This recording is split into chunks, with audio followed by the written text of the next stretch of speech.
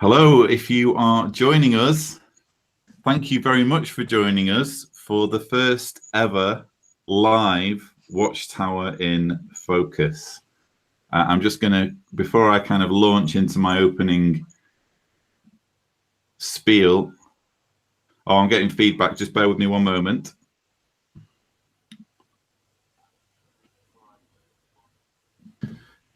Yeah, I noticed there are a few of you in the live chat, and I've just had to mute myself to stop myself from hearing myself. I'm still trying to get used to this whole YouTube live stream. So I'm sorry that we don't have the nice polished introduction theme. We won't have the nice polished outro either, but what we do have is a lot to talk about and some fantastic participants and guests for this show. So let me get us started.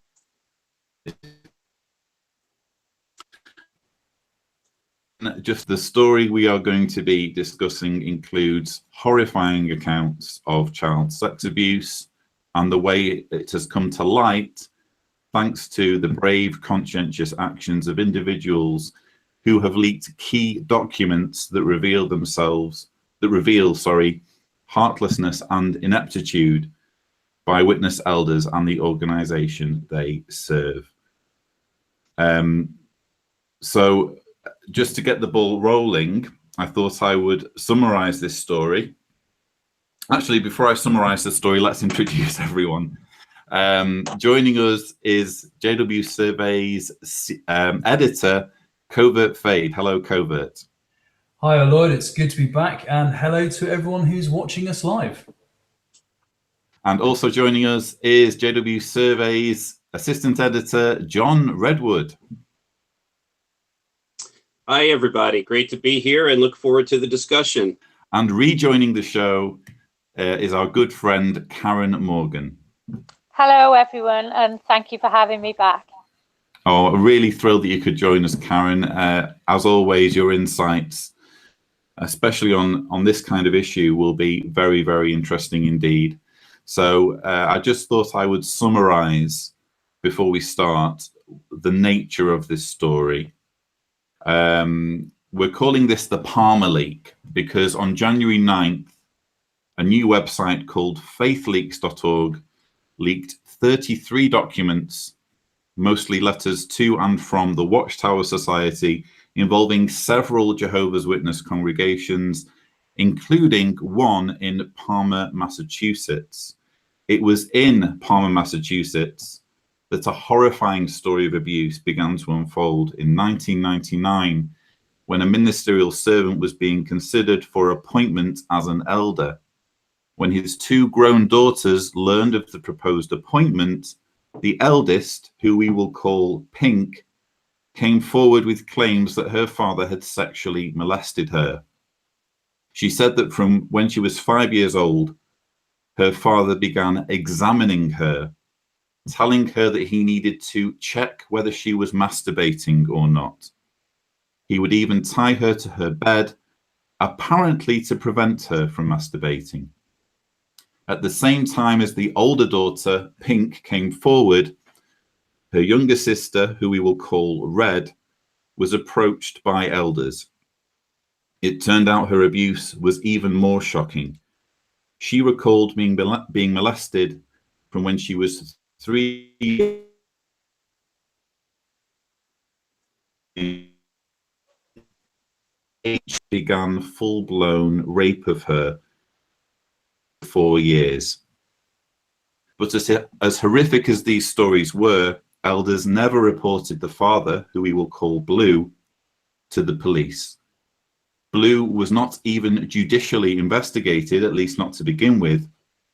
When the Palmer congregation wrote to Watchtower, incredibly, the society told the elders that unless both sisters were willing to confront their father with their accusations, either in person or via telephone, they were not to pursue the matter judicially. Because one sister feared for her life, claiming that Blue had threatened her with murder and dismemberment if she were to ever speak out, the matter was dropped. That is, it was dropped until Blue moved congregations and a new set of elders started asking about his background. From this point forward, the paper trail of letters began branching out to include multiple congregations, especially when a third victim came forward, not related to Blue, claiming he had raped her as a child. That's my summary of the situation. Obviously, the rest of you joining me for this special episode have had some chance to go through the documents. I have them printed out here, and I'm hoping that together we can fill in the details. So feel free to jump in and share your perspective. Well, thank you, Lloyd, for bringing this to the attention of your audience, because I know you have a lot of subscribers that are very interested in a topic that we don't really like talking about. Child sexual abuse is probably one of the least favorite things that is a topic for discussion, but it's something that has to be discussed.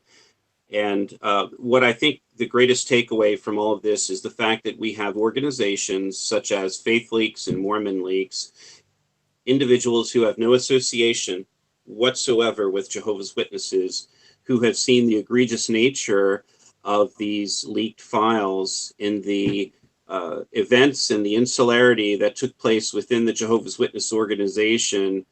And really, it wasn't that long ago. These are not from 50 years ago. These are from the 1990s and the 2000s. And these individuals are leaking and bringing these files to the attention of the public. So I want to thank everyone involved.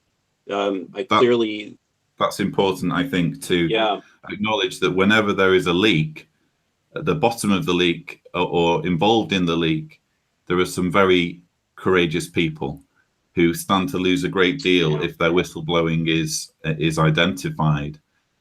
Covert, you actually were able to put an article up on JW Survey within hours, I think, of the leak going live. Were you, well, I don't need to know, I don't need to ask whether you were shocked, but how do you feel the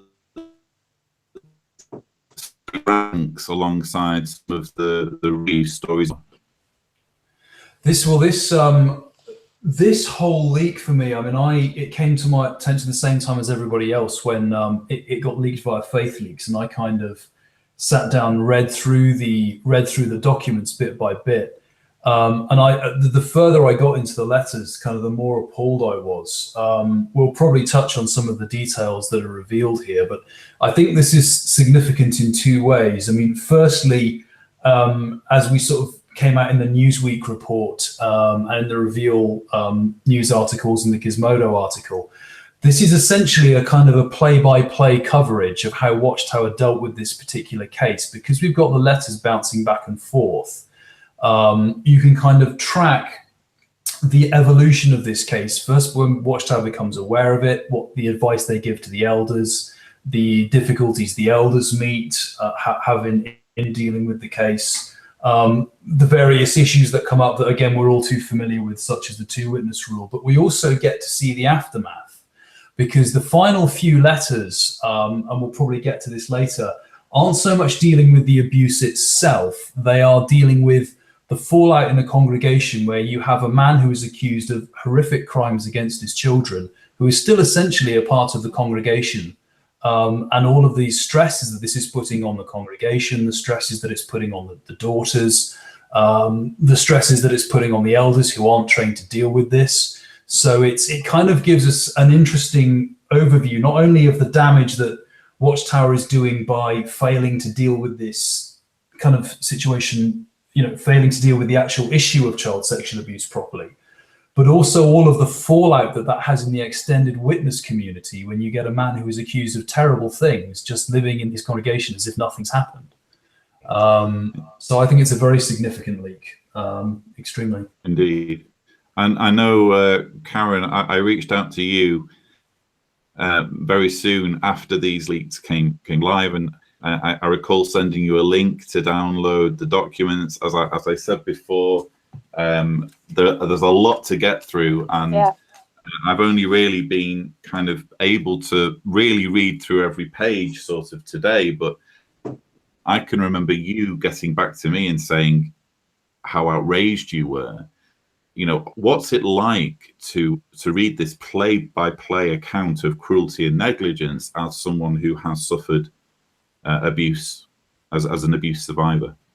Well, I think from an abuse survivor's point of view, it kind of makes me realize what must have been going on in the background during my case, because obviously I was only 16 when it all came out, so I wouldn't have been aware of letters going back and forth or anything like that. I know my dad's told me that there were hundreds of letters going back and forth over like a whole year period. So seeing these makes me realise, that's I can see what my dad was talking about now, because it is, they just bounce back and forth to each other. I Indeed. think the one thing, touching a little bit on what Covert mentioned, the one thing that stood out to me about this was how inadequate the elders are to deal with these situations. I'm sure we'll go into a bit more detail on it, but I've got to be honest, I did find myself near the end actually feeling sorry for the one elder in particular. I could just tell he just didn't know what to do anymore. And why would they? Because they've had no training. Indeed, there's kind of a narrative woven throughout the letters of a group of elders spread across multiple congregations who seem to be genuinely fatigued and frustrated at having to process this according to the rules that they've been given. They may not see it that way, but everything, you know, common sense is screaming, this is an issue for the police. Exactly. and yet here they are being required to, you know, we need to be thinking in terms of how many witnesses there were. We need to be thinking in terms of whether those witnesses are willing to confront him. It's like you say, there's almost compassion for the fact that their hands are tied by such ridiculous policies. And you can tell from the way they write the letters, I think they really do have Jehovah at heart. I can just tell that they are caring. Don't get me wrong, what they're saying is completely wrong, but that's because they haven't had any training and they shouldn't be in that situation in the first place. Indeed, it should be dealt with by the police. Guys, maybe we should get stuck into the elders, into the letters. The beauty of live streaming, I'm telling you. Just to let viewers know, and I am kind of trying to keep an eye on your comments. I can see the live chat is blowing up at the moment, and we're going to try and address some of the comments as they're coming in. I noticed an old friend there, John Hoyle, who helped me set up JW Survey. He says, when you think you've heard the worst stories possible, it seems that there is another worse tale remaining to be told. Very true indeed. So shortly, in about 17 minutes, we are actually going to be joined by the founders of Faith Leaks.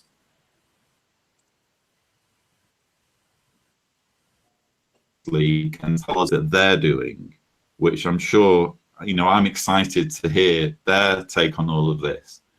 So maybe in the next now 16 minutes or so, we can just try and get some grasp on these 33 documents.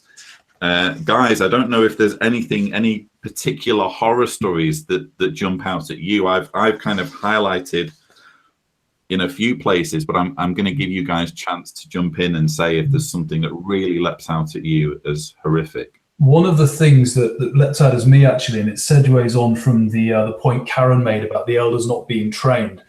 At one point in these letters, there's actually there's a third woman who comes forward who claims that she's also been abused by this man.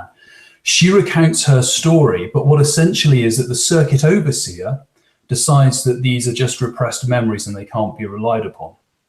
Now, and therefore, there's nothing's done about it. Her entire apparently because her eyes were closed during the actual assault. That was horrendous. That made me sick, honestly. It was insane.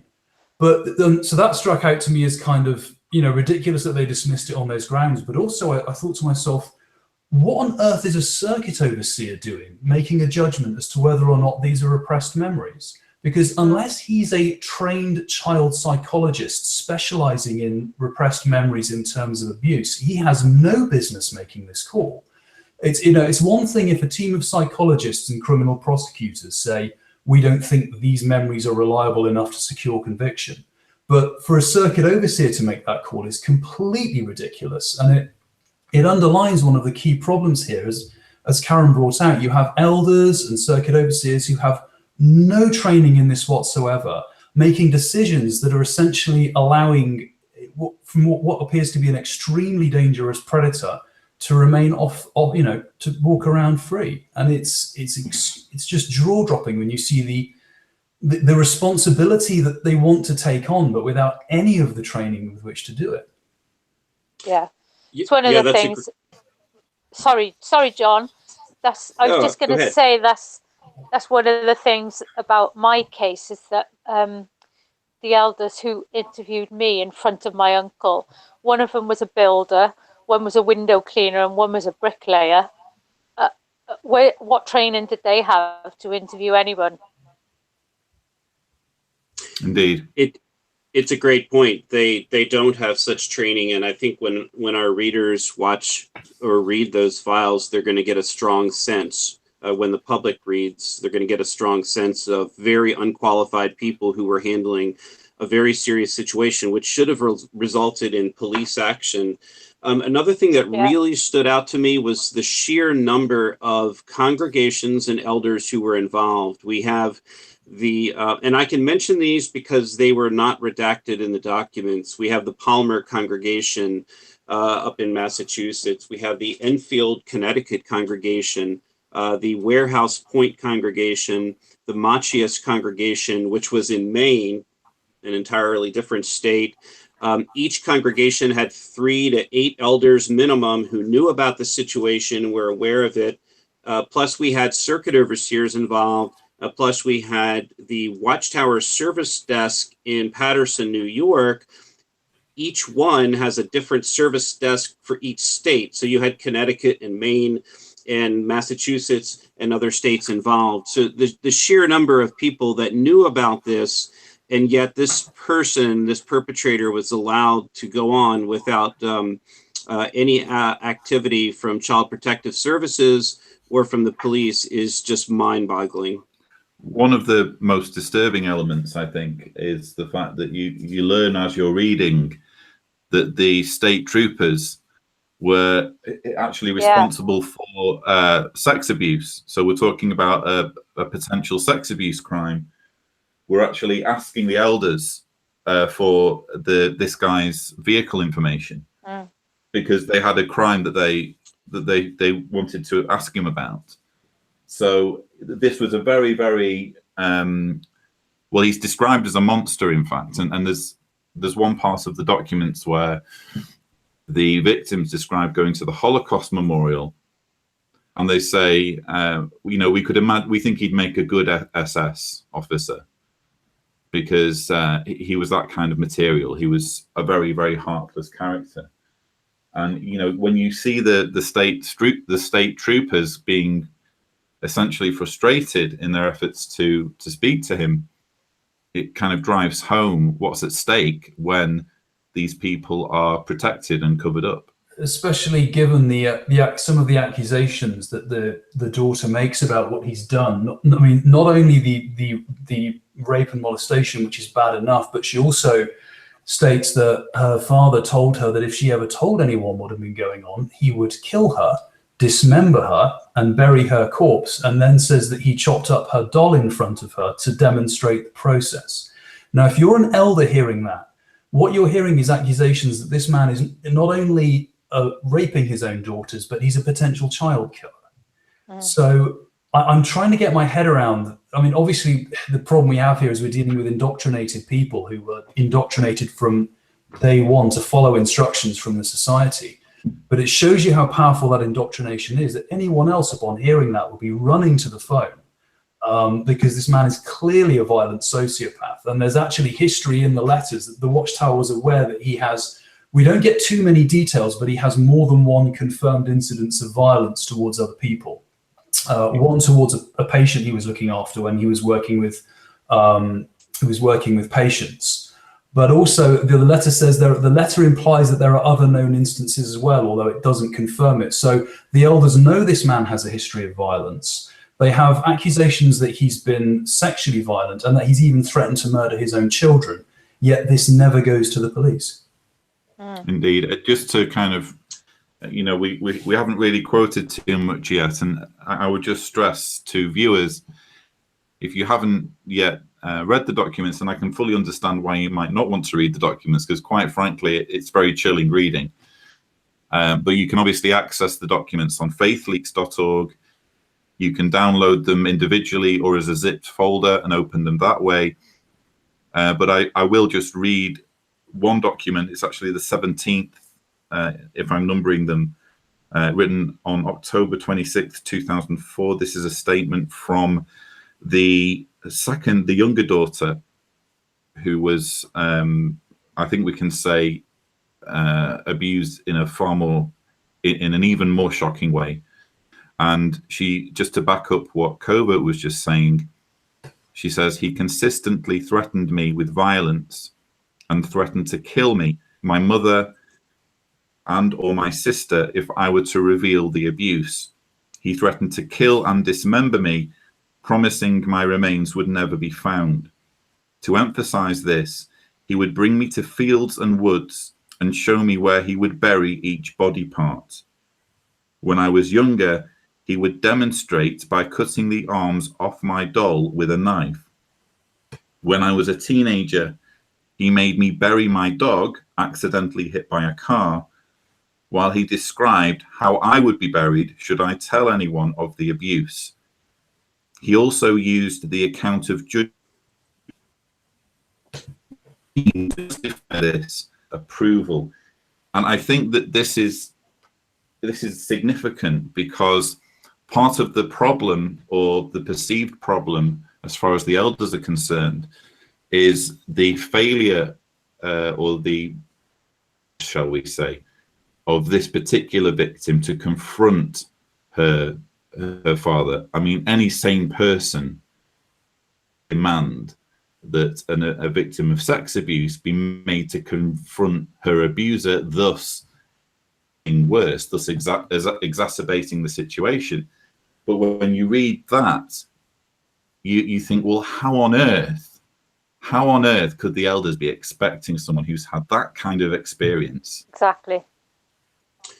And I think one of the things that's really critical to our viewers to know is the fact that much of this abuse took place while the perpetrator was actually both a ministerial servant, and at one point he was an elder in the congregation, and had already started abusing his daughters, who are 2 years of age apart, had already started abusing them as young as 4 and 5 years of age for more than a decade. So the fact that he was holding a position in the congregation, and then we're probably going to talk a little bit more later about the fact that he ended up divorcing his wife and remarried into a family which had multiple teenage stepchildren as well as grandchildren.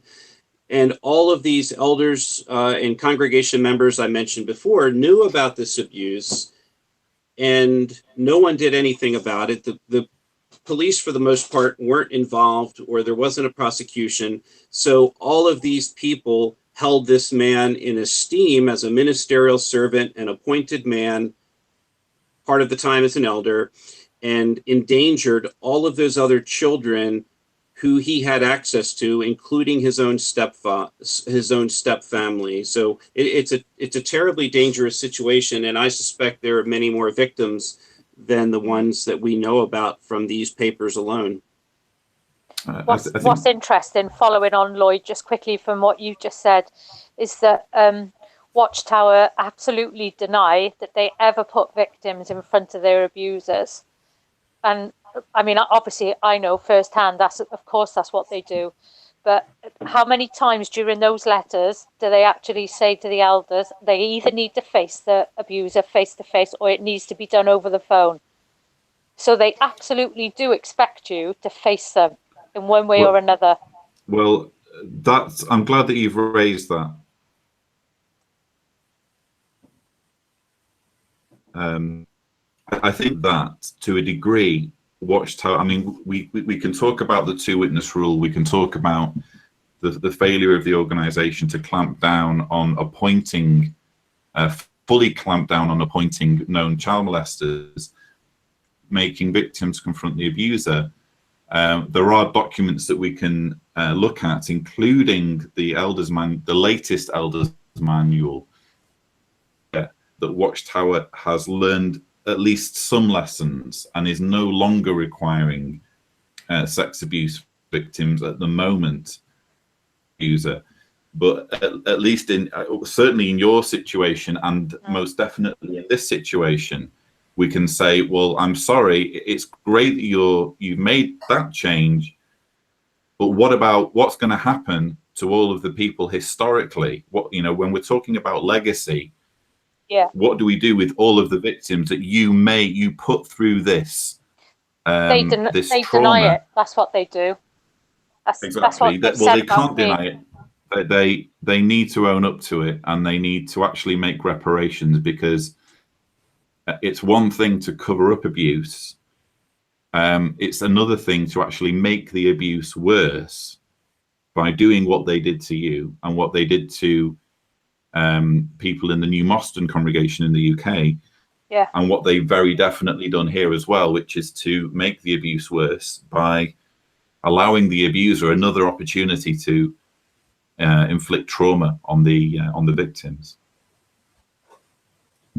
Yeah. So I think probably now would be a good time to leaks, guys. I'm going to need a little bit of time to add them. In the meantime, are there any other points that you guys wanted to bring out from the letters? Yeah, I want to bring out about one of my favourite bits where he was arrested at an assembly after he had a restraining order. Oh, that needs, yeah, please tell that story. Yeah. For anyone who hasn't read the letters yet, I think it's one of his daughters actually got a restraining order against him. He and they ended up turning up at the same assembly, both parties claiming they didn't know the other one was going to be there.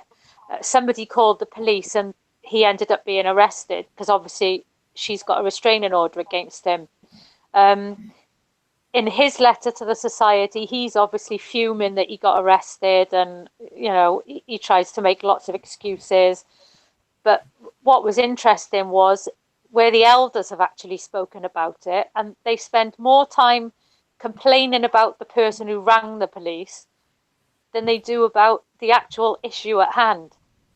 They talk about, you know, there was no need to have the police there, and it's not very good for Jehovah's name and all that. I mean, it's just laughable, isn't it? It really is. Indeed, yeah. There was what amazed me about that whole assembly hall fiasco was that the perpetrator was in breach of his restraining order. The police were called by the husband of one of the victims, the victim who had the restraining order, and in the letter, in the memo where they're picking apart this whole thing, it's even suggested that the victim's husband should have his qualifications as an elder brought into question for calling the police. That's right. And getting this guy taken away. It was absolutely astonishing.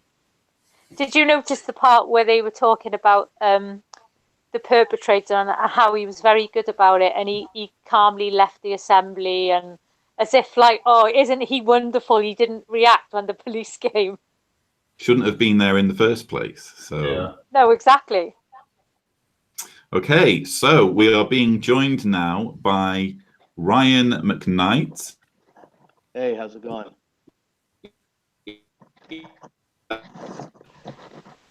Are the co-founders faithleaks.org. Thanks so much for joining us, Ryan. Hopefully Ethan will be with us shortly.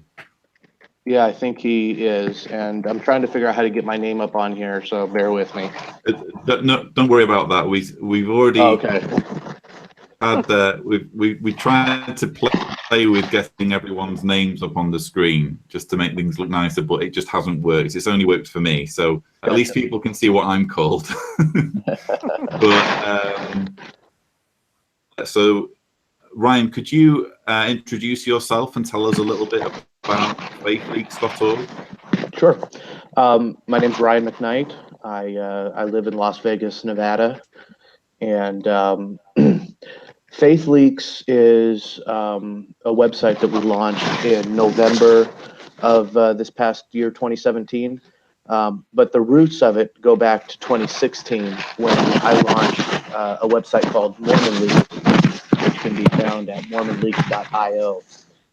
And Ethan built a website and the security features of the website, which allowed us to, over the course of 2017, release hundreds of documents related to the Mormon Church. And while that was going on, we were on occasion contacted by people of other religions asking, how the same thing can get done with their religion. And so we kind of brought our heads together and said, maybe we need to expand our scope here. So what we did, and we launched this in November of 2017. We launched the excuse me, I have a little allergies today. We launched the Truth and Transparency Foundation, which is a nonprofit, a 501c3 nonprofit, and basically it serves as the umbrella for Faith Leaks and Mormon Leaks. So through the Truth and Transparency Foundation, we operate Mormon Leaks and Faith Leaks, if that makes sense there. That's kind of the structure that we have. The leak that you're talking about right now is the first leak that we've published under Faith Leaks. I see. So it's basically the operation is older than Faith Leaks, but when we're talking about Faith Leaks, the Palmer leak has been kind of the one to launch it, and what a way to launch it. I guess my question would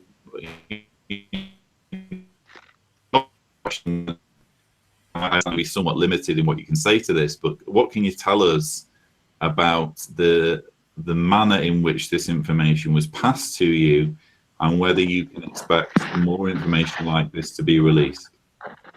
Well, those who have heard me give other interviews will probably be hearing some repetitiveness here, but generally speaking, we do not comment on our sources and how we communicate with our sources, just as a matter of protecting them, right? Yeah. Now, we always encourage everyone to use the secure drop feature on our website, which, for those that don't know, this is a tool that's used by many of the top newspapers in the country when dealing with confidential sources and in other situations. People can upload documents there, and unless they go out of their way to tell us who they are, there's no way for us to know. So we always encourage people to use the website when they contact us, and a lot of the documents do, but we do have some other secure channels that we use as well. But to answer your question, we really try not to talk too much about the specifics of how we deal with our sources.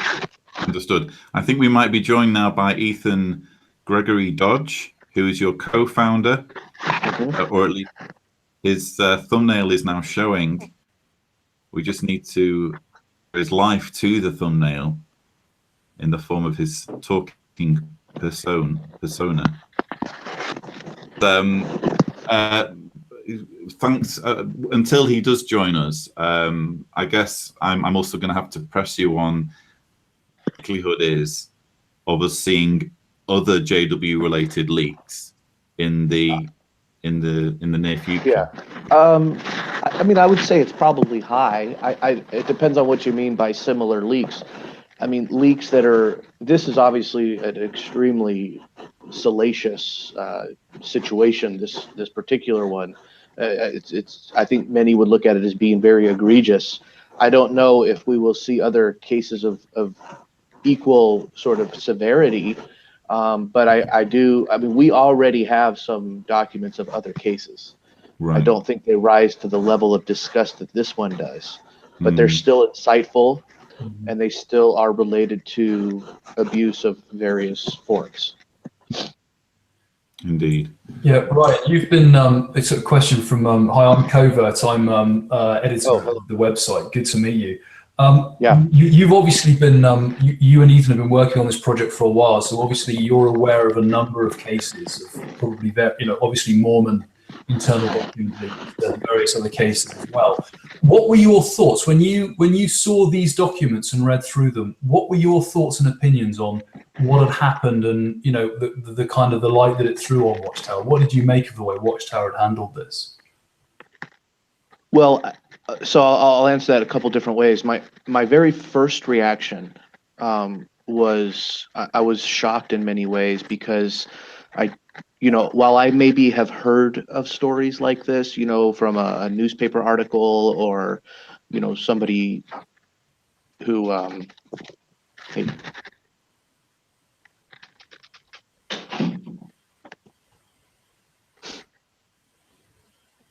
Are you okay, Ryan? Everything's gone quiet for some reason.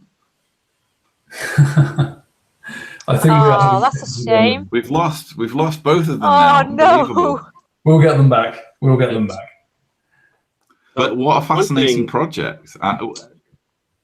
Yeah, I was going to say, one thing that I might mention while we're trying to get Ryan and Ethan back on the call is the fact that we mentioned this earlier about how difficult it is for Jehovah's Witnesses who are dealing with these issues since they were a child, being molested or abused in physical, emotional, and various ways, sexual. One of the daughters mentioned in these documents that she actually reached out to an elder that she felt that she trusted in a different congregation. What I thought was really interesting was the fact that she didn't get any reaction from this elder, and stated, for the fact of this case, that she felt that he was either senile or experiencing some dementia, and he was elderly.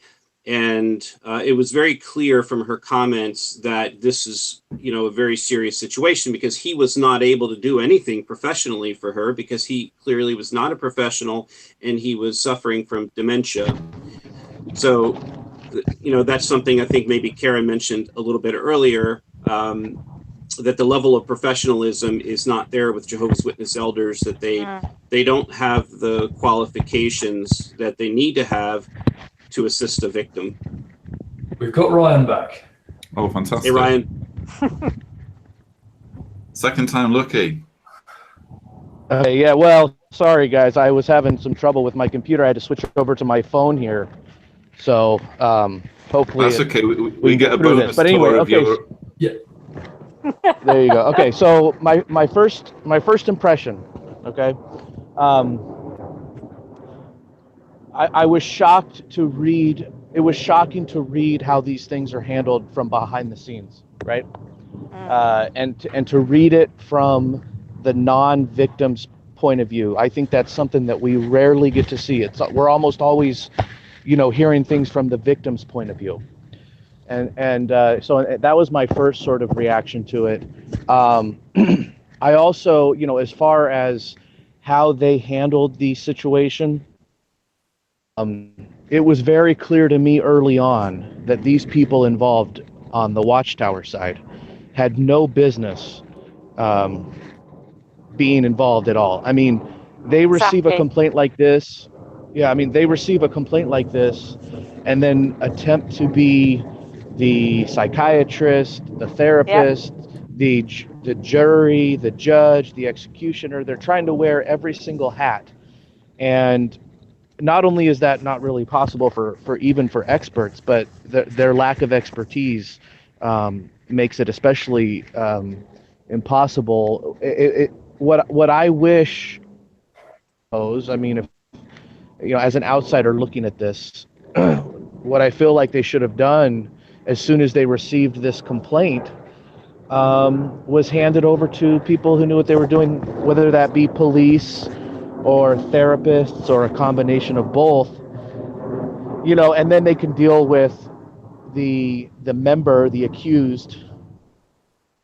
That whole thing gets resolved, or they can maybe suspend him, while the investigation is going on. But, for them to try to wear all of these hats, it just seems so counterproductive. And I think that bears out throughout the whole document set. I just want to ask Ryan, you a quick question. My name is Karen, and I'm an abuse victim from the United Kingdom. Yeah. Can you hear me okay with that plane? Yeah, I'm sorry, guys. So that's all right. I wish I had a little bit of a better situation here to talk to you guys. But yes, I can hear you. Yeah, that's okay. I just wanted to ask you then, as an outsider, when you were reading through those documents, what would you think is the reason why they try to wear all those hats and they don't just hand it straight over to the police like they should? Yeah, well, I mean, I would imagine, I come from a background of Mormonism, which has a lot of parallels, as you guys know, with Jehovah's Witness. There might be an argument as to which one is more cult-like, but at the end of the day, they're both very high demand and controlling religions. And I think that when churches do things like this, the primary goal is to keep things as quiet as possible, right? I don't really see any other reason why they would do something like this. No, I don't either. And I think it's so clear to see to all of us, and yet they will maintain that that's not what they're doing. Yeah, I mean, I think that from a believer's perspective, they're likely to say something like, well, they're trying to help the victim in a Christ-like manner, or, they're trying to both help the victim and the perpetrator find repentance, or they'll say something along those lines. Goes on its face is, I mean, obviously a person who has committed these types of crimes, I suppose has a right to seek his own forgiveness or whatever, but it seems like in these cases it gets done at the expense of the victims, and I think that's where they cross the line. Yeah. Yeah, it's very much, and maybe this is the same that you've seen in Mormonism as well. But I think the issue that Watchtower seems to have is it treats child abuse as a sin first, and only a crime by accident. So the fact, the overwhelming occupation for them is that it's a sin, but they don't really think, even if they think it's a crime, they don't want to get the criminal side of it taken care of, or they're not that interested in seeing a criminal, the state punish a criminal. Their interest is in dealing with the sin. I mean, is it the same thing? Have you seen the same thing in Mormonism? Is there the same prevailing attitude? Yeah, I don't think I would characterize it like that in Mormonism, because, and I think one of the differences that you'll find between Jehovah's Witnesses and Mormonism is Jehovah's Witnesses seem to me to be much more averse to the government, whereas Mormons are not, they're not really afraid of police officers or calling the police in certain situations and all this kind of stuff. So I don't think that Mormons would I've never really felt like it's treated as a sin first and a crime second. I think they're viewed as being both, but I think what happens is is you get somebody that confesses to abuse or makes an accusation of abuse, and I think just out of public relations interest, the church tries to keep it as quiet as possible, and that sometimes results in them not calling the police. I don't think it's because they don't crime. I think it's more of an act of self-interest. To interject now, and because obviously we have the technology of live streaming, and obviously there are hundreds of people who are live with us. Let me just check the latest. So 273 viewers at this time. To read some of the comments that are being expressed, because some of them relate directly to Faith Leaks. Dommy Jordan says this whole Palmer incident continues to show that the Watchtower's overreach into their members' lives globally is way out of hand and vastly inappropriate. The centrist guerrilla says, I don't see Jehovah's Witnesses as perpetrators, but as victims. The abusers, the branches, and the governing body are the enemy. Terry Lawton says, thank God for Faith Leaks in exposing this filthy cult. Thinker of Thoughts, who is actually a friend of mine, he's a former Mormon. Yeah, he's a good guy. So he's protecting, yeah, he's fantastic. The reputation of the organization takes priority over protecting victims. Truth Seeker Atheist Anonymous says forgiveness isn't always deserved, and the damage from sexual abuse can have lifelong, lasting psychological and emotional impacts. 25 says these documents have been leaked, but what is to happen? Are they going to be shown to police? Well, Ryan, we can put that question to you. Feel the authorities are able to take action on these documents, if at all? Well, to be perfectly honest with you, in this particular case, it's not something that I've thought about that much. I don't know, where it occurred. I'm not sure what the statute of limitations are in that state. I'm not sure what the police would be able to do, in the event that, maybe the daughters, didn't want to deal with this, if they just wanted to sort of keep it in the past and move on. But I mean, I suppose it could trigger a police investigation, assuming that the statute of limitations have not gone up. I guess a lot will depend on what, if any, just have to hope, knowing that this guy was allowed to attend congregation meetings, go to assemblies, go in the field service. We just have to basically hope that he wasn't, for no other victims as a result of the elders standing back and letting him interact with entire kingdom halls, brimming with people who were completely oblivious, in many cases, likely to what he'd done. Yeah, that's the real issue here. I mean, I've said before, there's no way for any church to prevent its members from committing sexual abuse. I mean, you're going to have bad people in any organization. And I think that, what it comes down to is how does the organization handle it? And I think that, at least in this particular case, it's pretty clear that the Jehovah's Witnesses could have handled this better. Now, there may be cases that handled it better, and we may see that, and we'll publish those. I think one of the cases that we're going to publish soon,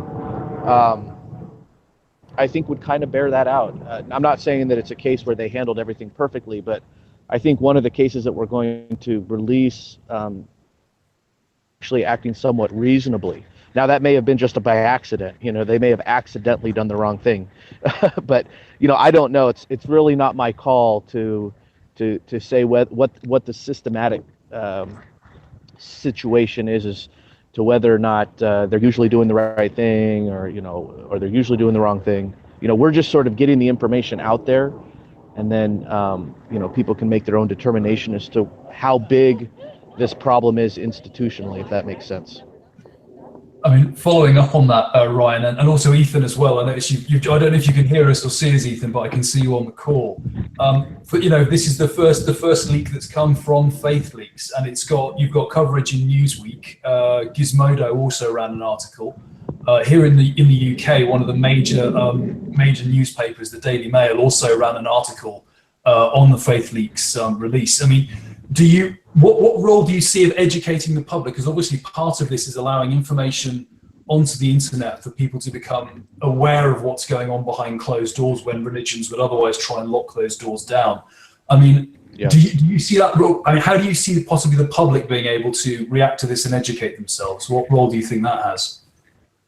Yeah, I mean, well, knowledge is power. Being aware of what's going on in your surroundings is always going to be a positive, which is one of the reasons why our organization is so focused on compelling churches to be transparent about things like sexual abuse, because if you are going to a church, it doesn't matter which one it is. If you're going to a church and you're unaware of, 20 instances over the last 10 years of sexual abuse or whatever it is in your congregation, how are you supposed to do anything to make the situation better? So, but, it is good that the Jehovah's Witnesses are getting more coverage. I do think that they probably don't get as much as some other religions like Mormonism. And hopefully that non-Jehovah's Witnesses will see that maybe there's a bigger issue there than previously unknown, and maybe it needs to get looked at. It's hard to say how the public will react. It's also very hard to say what leaks will get media coverage and what leaks won't. I mean, we try to get media coverage for everything we release, but we're not always successful, obviously. Rambling, I don't know if I fully answered your question there, but I would just, to put it shortly, put a short little answer on that. I mean, anytime that the public can gain additional knowledge, I think it's going to be for good. Yeah, I agree. Well, when you say knowledge is power, I completely agree, especially in cases like this where, if things are allowed to continue behind closed doors, just nothing gets solved.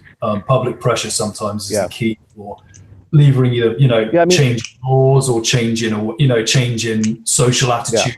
Public awareness is key in these things. Well, one of the things that we push for, and I think it's been stated on our website. If not, I know I've said this in interviews before. One of the things that we really want churches to be transparent in is to do, like, let's say, an annual publication of statistics on accusations of sex abuse, and obviously they don't have to give names or anything like that, but just to say sort of region by region, in 2017 there were X number of accusations and they led to X number of dollars in settlements, some sort of like top level summary. And the value in that is because if you're a member of that church in that region, you can look at those and you can say, man, it seems like there's a lot of cases in our region, and you can maybe go to your leaders and say, hey, what are we doing to minimize this? What plans have you done? What have you changed? And you can sort of hold your leaders accountable. If you're unaware of any cases happening to begin with, you can't even start that conversation.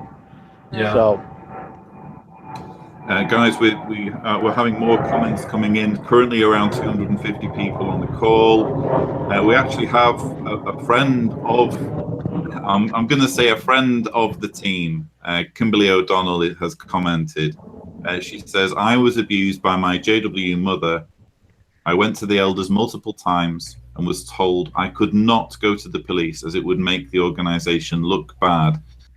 My life was at risk as she was a psychopath. I was told even if you die at the hands of your mom, she cannot prevent Jah from resurrecting you. So go home and obey your mother. Yet I did not blame Jehovah. I blamed imperfect men. And then Dawn Elizabeth said, yes, Kimberly, my father also perpetrated that against me. I couldn't speak up because he was retired law enforcement. And Fanga Fenrir says, I wonder how many witnesses will wake up after this, since so many will see it. It's everywhere, almost can't be avoided at this point. I guess what strikes me is that whenever a story like this breaks, whether it's the Australian Royal Commission, whether it's the Fessler lawsuit, whether it's the Candace Conti story, inevitably the issue of rampant child sex abuse in Jehovah's Witnesses gets more exposure, more victims come forward. Ryan, without going into too much detail or breaching any confidence, is that happening with you at the moment? Are people contacting you? Yeah, you kind of cut off there, but I think I got your question. You're asking if there's been an increase in people contacting us. Is that what it is? Crashed into you, but yeah, it is astonishing to see so many coming forward in the comment section alone. And it really highlights how widespread the whole thing is. Yeah. I mean, we have been contacted by a number of people from various religions, including including sorry. Oh yeah, including additional people from the Jehovah's Witness religion aside from this leak. So, I do think that the more things that we release and the more attention it gets, it increases the likelihood of more people sending us things. Indeed.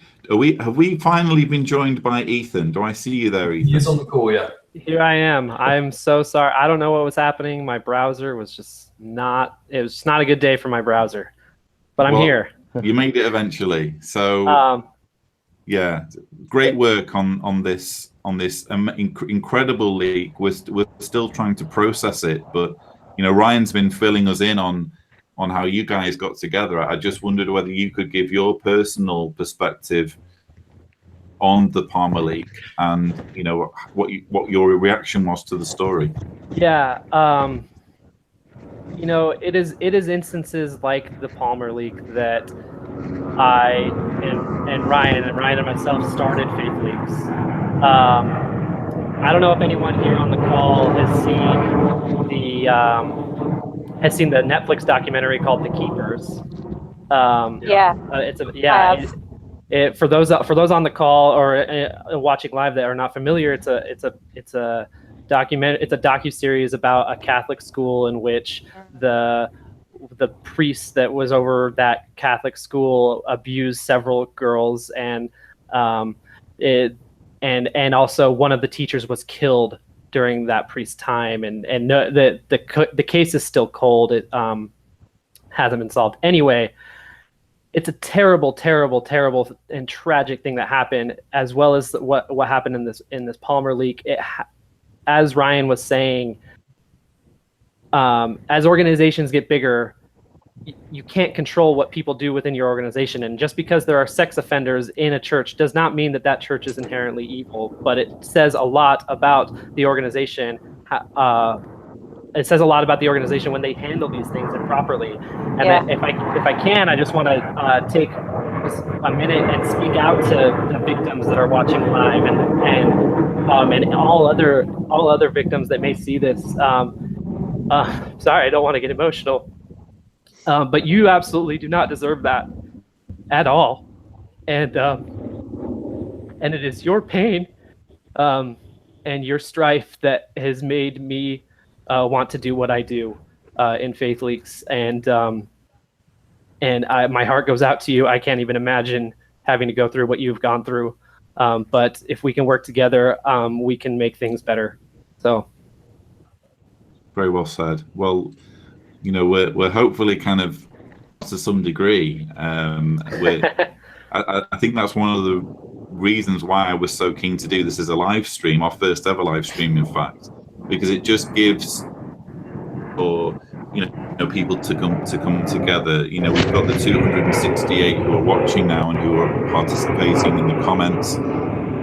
This, when we get the shocking wake-up call of just Watchtower is willing to stoop and other abusive religions, that something needs to be done and a stand needs to be taken. And it's also a great opportunity for us to express our appreciation both to you, Ethan, and to you, Ryan, for speaking out and for giving an opportunity for victims to speak out. Yeah, it's our pleasure. I mean, there was an obvious void. I don't know how many of you guys read. I'm sure the majority of you read the Gizmodo article. But I gave a talk at DEF CON this past summer, which DEF CON is the largest. They call it a hacker conference or information security conference in the world, and I gave a talk specifically about Mormon leaks, about the history and about the successes that we'd had. And after giving that talk, I was bombarded by people of different religions, different cults, different faith-centric organizations, right? Wanting to do something very similar. And that's kind of when I called Ryan like a week or two later, and I said, look, we've got to do this for everybody. Like it's very much needed, and somebody needs to be holding these people accountable, and that's exactly why we do it. Well, thank you for doing it. Ryan, Yeah, I wanted to ask Ryan and Ethan, obviously when you put the files on Faith Leaks or on Mormon Leaks, that gives an opportunity for journalists around the world to view those files and to create their own articles and create their own research based upon those files. And I noticed that the Gizmodo and other media outlets that have covered this story have actually gone to the point of they have tried to vet these files, and they've actually made phone calls to the individuals that they could identify. Even though the names are redacted, they were still able to identify some of the information based on the congregation names.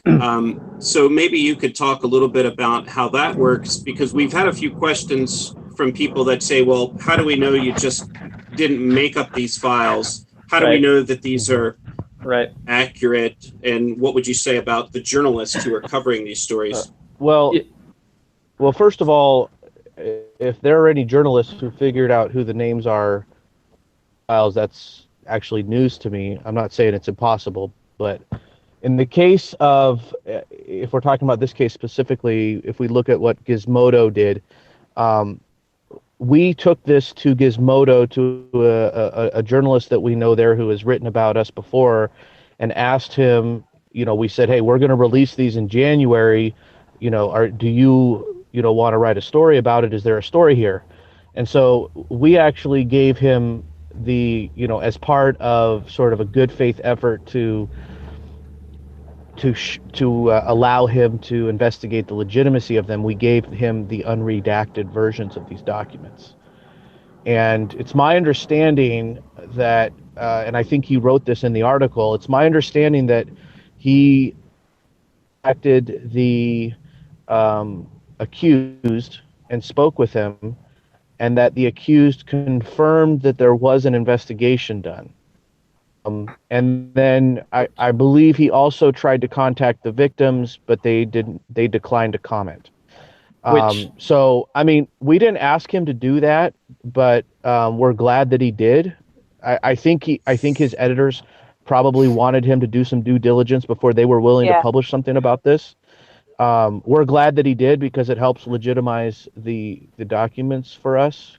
But yeah, I mean, we don't ask journalists to do that. The Gizmodo article actually does mention that Gizmodo had access to the unredacted files to be able to do that. So that was intentional. It's journalists' job to keep their sources anonymous just as much as it is ours as well. So we felt comfortable going into this agreement with Gizmodo.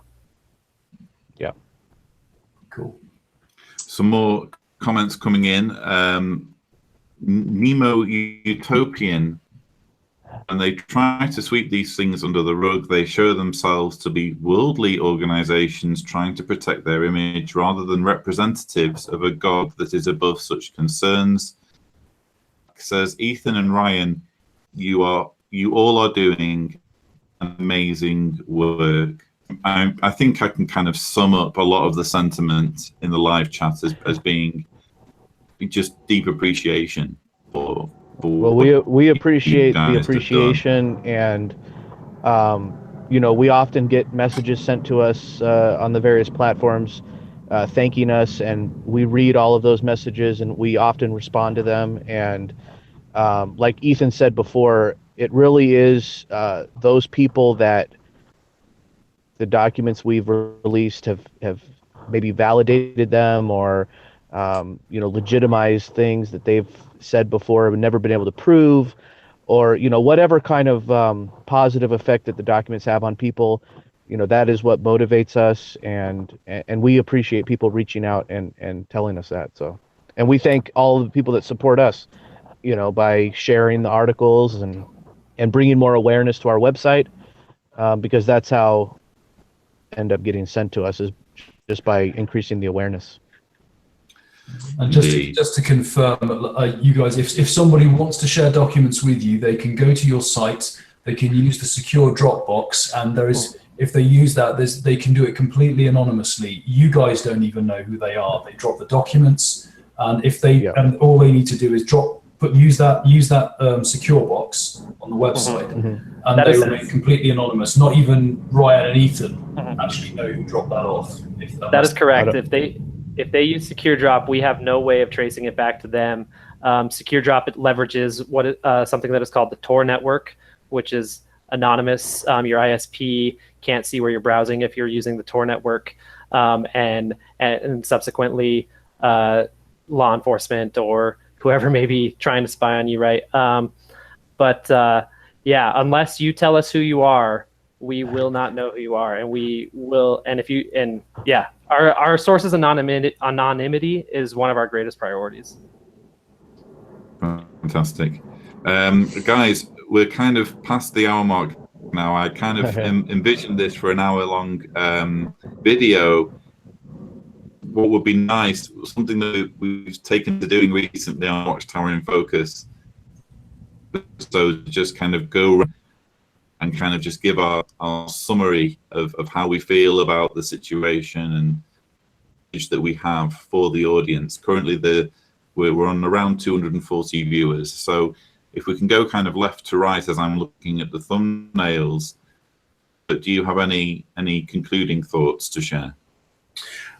Huge gratitude and admiration for the brave person or people, whoever they are, who gave these documents to Faith Leaks. Massive admiration for you guys at Faith Leaks. You're doing an invaluable service, and it is going to make the world a better place, because the more of this information leaks, the more pressure builds on churches and organizations that want to keep this closed, and the more the public becomes aware. So this is what, we're never going to make it into a perfect world, but we can certainly make it into a better one. And I think the more that we all kind of, just keep doing what we're doing. And obviously the main thing I would just like to say is just thinking of the two abuse survivors in this case, or three of them. What they went through is absolutely awful. Just reading the letters was hard enough. I can't begin to imagine what it was like for them to actually live this. So, yeah. Indeed. And Ethan, do you have anything to share with us? Yeah, just, thank you so much for having us on. We do this to expose corruption. We do this to make the world a better place. But when it comes right down to it, this is not about us. As Covert and Ryan were already saying, this is about the victims. This is about whether they're sexual victims or any other kind of abuse, ecclesiastical abuse, physical, whatever it may be. This is about them. This is not about Ryan and I trying to get attention or anything. This is about ending corruption within religion. Indeed. And John, any concluding thoughts? Yeah, well, I want to just reiterate what Covert and everyone else has said, as well as our commenters. Thank you very much for taking the time to put all this together in a format that's very easy to read, easy to find on the internet. And, we know that you're producing accurate information that's been vetted. I suppose I would end with just a question. For any of those who might be still inside the Jehovah's Witness organization, or who have left and want to tell their stories or release what files they have, can I ask you, how safe should they feel? I know it's secure and I know they don't have to give their name, but legally, how safe can they feel when they release these documents and then they're available to the public in a redacted form? Because we want to make people feel as comfortable as possible in creating transparency with not just Jehovah's Witnesses, but with all religions. So if you could just comment on that, and I thank you for everything you've done. Yeah, that's a great question, and we've gotten it before. I think it's an important thing to talk about. Sources should understand, if they don't already, that there are no guarantees in life, right? And that's what makes it so impressive when you do see people sending stuff that they do send. They're always going to be taking a risk that that in some way, somebody finds out who they are. Now, we ever, and actually it might actually be never really, are fully aware of how these documents come into the possession of the source. It's not something we ask our sources or anything like that. So I don't think that it's always that people should assume that the documents were acquired in an illegal manner. However, it's always within the realm of possibilities. It's also within the realm of possibilities with some documents that the source may be violating a non-disclosure agreement. There's a crime committed, or if the source broke a non-disclosure agreement, obviously, and they were to be discovered as the source, obviously there could be some consequences with that. From our perspective at Mormon, or not Mormon Leaks, I'm sorry, at Faith Leaks, Mormon Leaks, with the Truth and Transparency Foundation, will guard their identity with everything we have, and we're fairly confident. We're very confident, I should say, based on legal advice that we've received from our attorney, that we would never be compelled by a court to be forced to reveal our sources, because we are a media organization and we have the same protections as other journalists do to not reveal our sources. That being said, there's other ways to find out who the sources are, other than from trying to sue us for that information. So caution does need to be taken. I mean, I don't want to sound like I'm discouraging people from sending things in, but at the same time, I mean, there's probably not many documents out there that are worth going to jail over. So people do need to, take that into consideration with, how they obtain the documents and what the implications are. And they're going to need to make their own decision based on their own conscience. Good answer. It's like with anything in life, there's always an element of risk. But I think that just re-emphasizes the fact, what we were saying right to begin with, is that the whole reason we're having this conversation is because some very brave people were able to step forward, and we're in a position personally to be able to do this, and not everyone will be able to do that. To Karen, I'm anxious to get your thoughts, Karen, before we wrap up, but I do also want to include, I do now have a voicemail for the channel, and I put out a request for voicemails. For whatever reason, it's kind of slow to catch on. I would like to send in any voicemails for future Watchtower in Focus episodes. The address is speakpipe.com/Cedars. But we have had one voicemail for this episode. I'm going to play it now through my microphone because I can't think of another way of doing it. So, hi Lloyd, hi everyone. This is Curtis. I wanted to thank you very much for the forum of what you're doing here and discussing this leak. And I'd read much of the correspondence myself. Personally, one of the things that struck me is that this is the circuit that I used to attend when I woke up and left one of the congregations that was mentioned from Massachusetts Circuit 9 and Massachusetts Circuit 3. Some of the congregations impacted there. I know a lot of people there, and their images and their faces were coming up into my mind as I was reading this. Their families, and thinking about the potential impact that could have happened. Because this individual that was mentioned in the correspondence was making an effort to come back into the fold and was in good standing actually for quite a bit of the time that was indicated in the correspondence. But my other reason for calling, I just wanted to, I was reminded myself of the testimony of Jeffrey Jackson at the Australian Royal Commission, where he testified that the Watchtower organization sees the Bible as being the constitution for the Watchtower, which I thought was a very interesting choice of words, because they truly feel that the Bible is not just a piece of literature, but it was written to be a constitution, God's kingdom on earth. So I more so than seeing themselves or perceiving themselves as a religion, I think most of us perceive them as being a business that's posing as a religion. But I really am starting to think more and more as time goes by that the leadership of the organization perceives that they are actually a nation, and that their laws, which are held out in the Bible, quote unquote, their constitution, that those laws or that guidance that's in the Bible supersedes the laws of any land. They happen to be a foreign resident in whatever land that they happen to live in.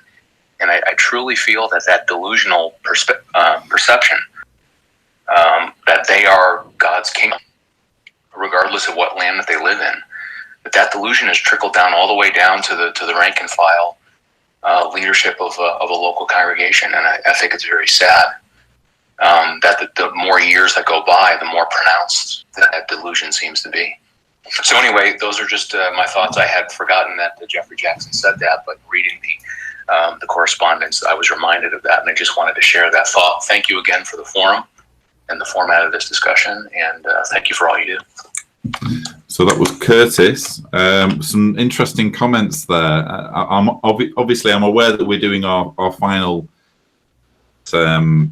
Guys, I don't know what you thought about Curtis's comments. Delusional aspect of the leadership. I think this does shine through. Lloyd, hi everyone. Sorry, it's playing again.